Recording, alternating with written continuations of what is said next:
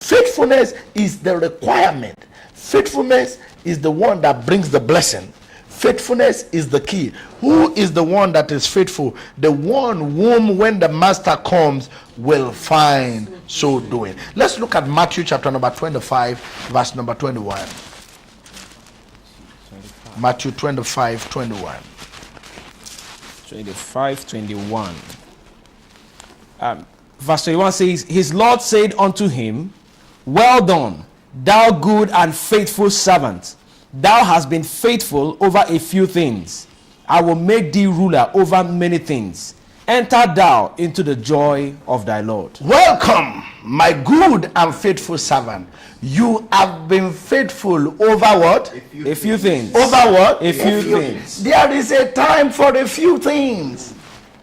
At times when God gives us a few things, we feel bad. And we say, oh, if I am called of God, why is God not using me like this other ministry? Why is God not blessing me? What?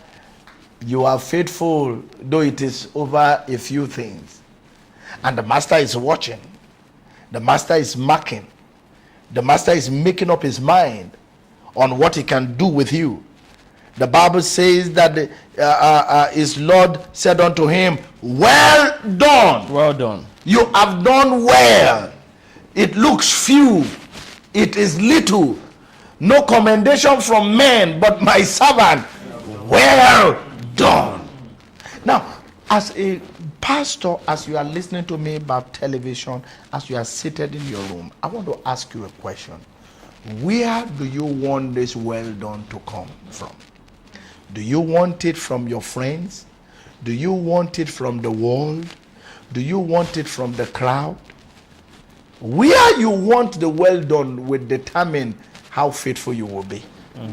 The master, the one that is the head of it all, said, Well done, good and faithful servant. There are servants that are good but not faithful. There are servants that are faithful but not good.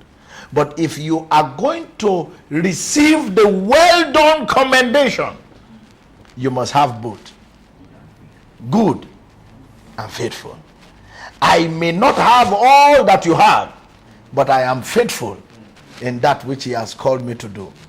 I remember sometime I was teaching in the Bible school and I said, if a man has a servant and you are going out and you tell your servant, please wash my car, because I like to go out with that car when I return. And the servant looks at him and says, Yes, sir, I'm going to wash the car. And when the servant leaves, the servant goes into the house, sweeps the whole house, cleans the room, mops the room, takes out his master's clothes, wash the clothes, iron the clothes, make the whole house sparkling clean, and leaves the car that the master told him to wash. When the master comes in and he goes into his house, he will be happy. Oh, what a good job. Look at everywhere sparkling. Look at my clothes. Oh, you tried. Oh, you have done a very good job. What of the car? Did you wash the car? If the servant says no, he will be angry, because the servant is a good servant but not a faithful servant. A faithful servant is the one that does what the master has called him to do. As you are listening to me by television, you need to ask yourself this question: what has the master called me to do?